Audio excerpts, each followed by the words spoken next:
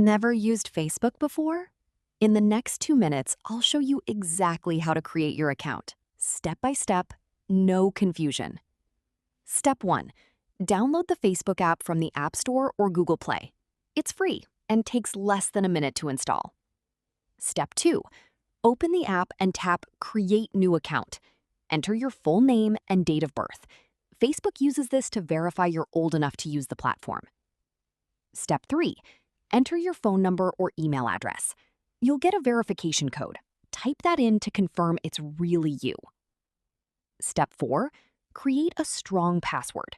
Then, add a profile picture. This helps friends recognize you and makes your account look real, not fake. And finally, before you do anything else, go to Settings and Privacy and change who can see your future posts. This is the one setting I promised, and most beginners skip it completely. In the next video, I'll show you exactly which settings to change first. Follow so you don't miss it.